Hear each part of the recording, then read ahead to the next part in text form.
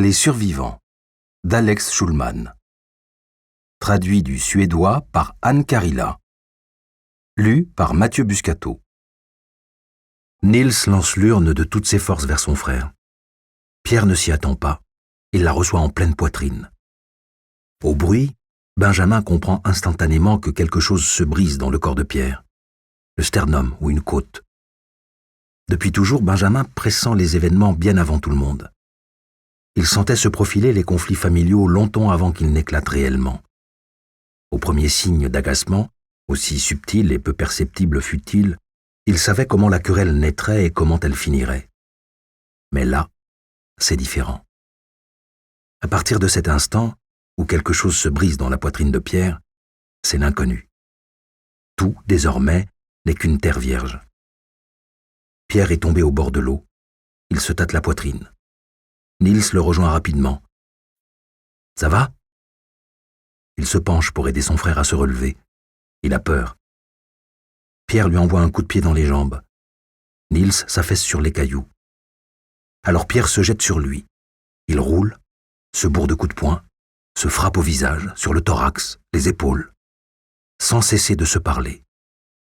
Benjamin croit assister à une scène irréelle, quasiment sortie de son imagination.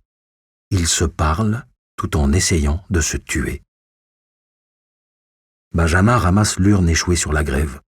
Le couvercle a roulé, une partie des cendres s'est déversée dans le sable. Les restes de squelette sont gris, tirant vers le bleu. Cela retient fugitivement son attention au moment où il soulève l'urne et replace le couvercle. Il n'imaginait pas les cendres de sa mère ainsi. Il tient l'urne à deux mains, revient sur ses pas, se fige devant ses frères en train de se battre, pétrifié face aux événements, comme si souvent autrefois.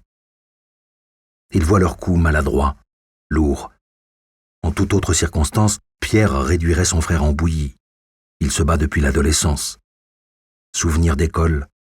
Benjamin se remémore les attroupements de gamins attirés par une bagarre dans la cour et dans la mêlée d'Anorak, son frère penché sur un camarade. Il passait vite son chemin pour ne pas le voir cogner et s'acharner sur l'adversaire même quand celui-ci ne bougeait plus, qu'il paraissait sans vie. Pierre est capable de se battre.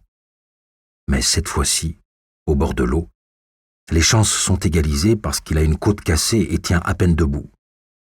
La plupart des coups échangés tombent dans le vide, manquent leur cible ou bien sont parés par des mains ou des bras. Certaines attaques cependant font des ravages. Pierre atteint Niels au-dessus de l'œil. Benjamin voit le sang couler sur la joue et dans le cou de son frère aîné. Niels envoie un coup de coude à Pierre, et au bruit on dirait qu'il lui a cassé le nez. Il l'attrape par les cheveux, et quand il le relâche, des touffes lui restent entre les doigts. Au bout d'un moment, il commence à fatiguer. Un bref instant, on dirait que ni l'un ni l'autre n'a la force de continuer. Assis au ras de l'eau à quelques mètres de distance, ils se regardent. Puis ils recommencent. C'est lent, interminable. Ils veulent avoir la peau l'un de l'autre, mais ne sont visiblement pas pressés.